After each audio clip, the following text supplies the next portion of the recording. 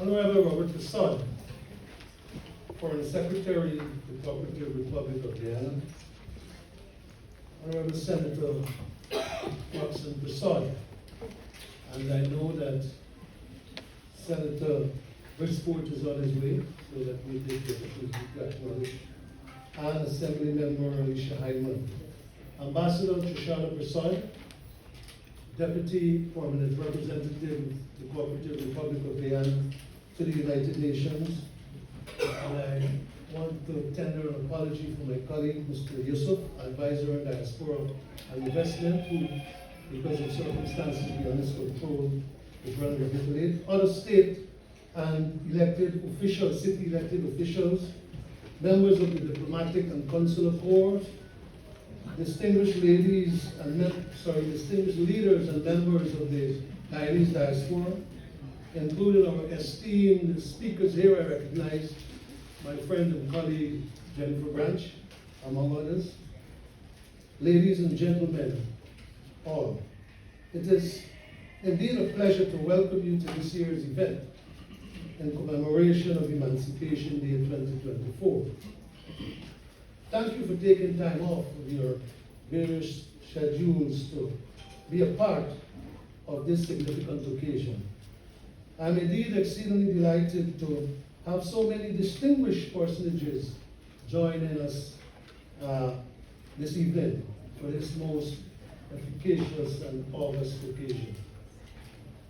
I once again wish to thank my consulate staff for their diligence and work, or their diligent work and contributions in organizing this event.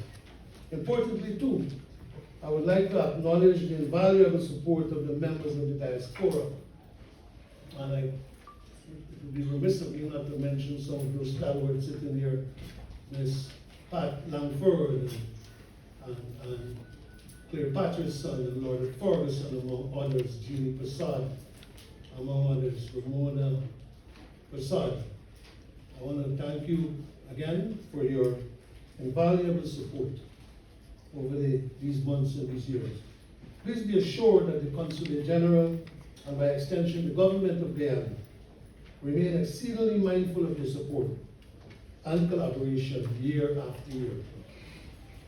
Observing emancipation is indelibly a part of the Guyanese identity, whether we are at home or abroad. The significance of Emancipation Day can never be overstated, and its observance is an integral part of our Guyanese way of life.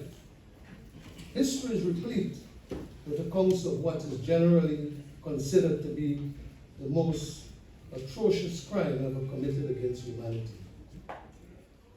Whatever the philosophical outlook on emancipation, I believe, it will always be incumbent upon us to continually celebrate the bravery and tenacity of our ancestors who refused to accept human degradation and exploitation. We must remember the likes of our Guyanese ancestors, Kofi Damon, who were at the forefront of resistance to the brutal regimes of that abominable system of slavery.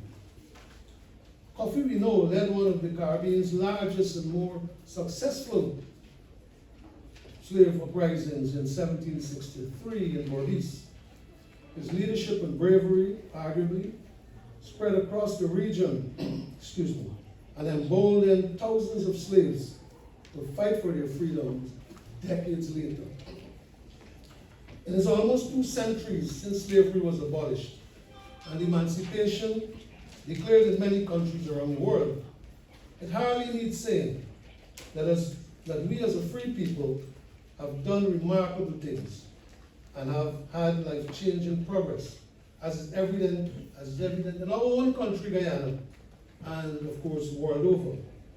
Today we can appreciate the achievements of that people, of those people of African descent, have made, the achievements they've made, in every possible field of endeavor.